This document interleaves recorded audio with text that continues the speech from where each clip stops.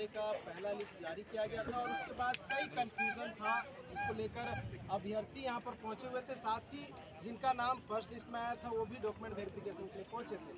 साथ में जो जेटेड सफल अभ्यर्थी के प्रदेश अध्यक्ष है परिमल कुमार, वो भी पहुंचे हुए थे क्योंकि बहुत सारे जो सवाल थे वो उनसे पूछे जा रहे थे। हमसे भी बहुत सारे जो अभ्यर्थी के सवाल पूछ रहे थे, अंदर गए हुए थे, क्या बात हुई जानने का प्रयास करेंगे। आप अंदर गए हुए थे, इनसे मुलाकात हुई, क्या बात हुई, क्या कुछ आपको बताया? हमारी बातचीत हुई और उसमें त्रुटियाँ थी, चूँकि प्रथम त्रुटि यह था इसमें कि 9 तारीख से 13 तारीख तक का डेट दिया गया था, जबकि 14 तारीख को भी वेरिफिकेशन बच्चों का होना था। तो मैंने उनको संज्ञान में लिया कि ठीक है, इसको करेक्ट कर दे रहे हैं, वो करेक्ट हो जाएगी। मतलब देखिए, वो ऐसा है नहीं कि ऑफिशियली कोई जवाब नहीं दे रहे थे, ऐसा नहीं कि बस बातचीत के क्रम में सारी बातें बोले हाँ ये चीज़ हमारे संज्ञान में आपने डाला, ठीक कर रहे थे अपने।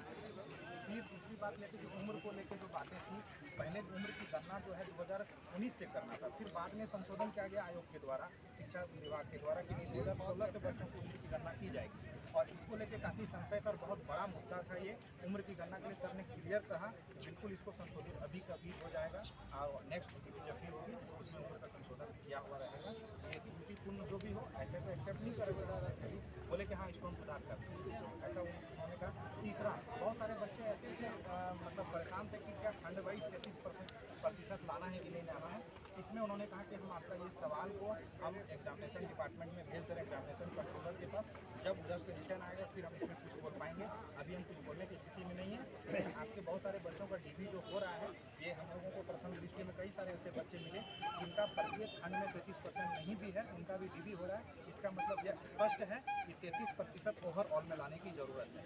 चौथी बात, जो सबसे अधिक महत्वपूर्ण था कि बहुत सारे बच्चों का सबसे अधिक मार्क्स आ रहा था लेकिन कम मार्क्स वाले बच्चों का भी सिलेक्शन उसमें हो रहा था। तो इसको लेकर सबसे अधिक समस्या ये उत्पन्न हो गई है कि जो कम बच्चों का मार्क्स था तो क्या वो सच में आइडेंटिकल है कि नहीं है। बोले इनको भी आप जिस बच्चों का ऐसा हो रहा है आप हम जो एक बच्चों का रिकॉर्ड जब सबमिट कर रहे थे वहाँ पे, तो बोले किसी और का रिकॉर्ड सबमिट करने के लिए आप ऑथराइज नहीं है, मतलब किसी और बच्चे का आप रिस्पांस की कैसे हमको दे सकते हैं और आप हम कैसे उसको रिसीव करा सकते हैं। तो उस बच्चों को बोलिए कि वो इमीडिएटली जो है आयोग को अपना एप्लीकेशन लिख के और अपना जो रिस्पांस की है उसका समराइज करके वो स्टेपलर करके यहाँ रिसीविंग करा ले, हम लोग उसको निगाह से देखेंगे।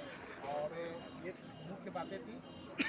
लिस्ट को लेकर भी कुछ बात हुई? हाँ, सेकेंड लिस्ट को लेकर हाँ, इस बारे में भी बातचीत हुई। हमने कहा सबसे कि क्या द्वितीय लिस्ट निकलने की कितनी संभावना है। तो उन्होंने कहा देखिए ओवरऑल उसको पहले भी हम इस बातों को कहे थे और वही बात उनके माध्यम से भी कहा गया। हम कहे कि पारा और गैर पारा का अलग अलग कर दिया जाए। पारा टीचर का जो 25,000 सीट है, 2500 सीट है, और गैर पारा का 2500 सीट है, दोनों के अलग अलग निकाल दिया जाए सर। तो इसमें चीज़ें स्पष्ट हो जाती हैं, किनका सीट रिक्त रह रहा है नहीं रह रहा है, ये सारी चीज़ें स्पष्ट हो जाएगी।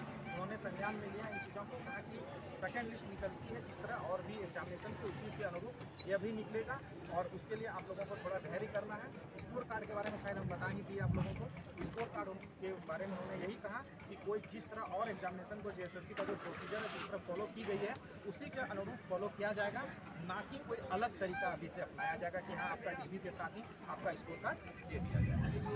कर दिया कि गैर पारा का आप जो बोलिए नहीं, ऐसा उन्होंने स्पष्ट नहीं कहा, लेकिन हाँ उन्होंने ये कहा कि हमारे संज्ञान में है ये सारी चीज़ें, जो भी जितने बच्चे सफल हो रहे हैं उनकी लिस्ट प्रकाशित की जा रही है। ये कंप्यूटर का काम है, नॉर्मलाइजेशन करना है। हाँ पारा है या फिर जी, जैसे मान लीजिए कि पारा टीचर पूरे समूह मिला के केवल 3600-3700 टेट पास किए, पर 6 to 8 में केवल, जैसे भाषा हो, साइंस हो, चाहे वो आर्ट्स, ठीक है, साइंस हो, भाषा हो, आप तीनों मिला के केवल 3600-4000 सीट पे टोटल पास है और सीट है 7500। तो स्वाभाविक एक वैकेंट तो रहेगा ही पारा शिक्षकों का सीट, इसमें कोई संशय। लेकिन मेरा ये कहना था कि जो पारा टीचर कट ऑफ पार कर ले रहे हैं, कम से कम जो सारे कट ऑफ को छू ले रहे हैं, उनका तो सिलेक्शन हो जाना चाहिए। बोला कि यह नॉर्मलाइजेशन का एक प्रक्रिया कोई व्यक्ति नहीं करता है, कंप्यूटर करता है नॉर्मलाइजेशन, उसमें डाटा फिट रहता है और उसके अकॉर्डिंग वो नॉर्मलाइजेशन की प्रक्रिया संपन्न होती है। इसलिए ये सारी चीज़ें कॉन्फिडेंशियल है, ये वीडियो बारे में कुछ आपको बताना। ठीक है।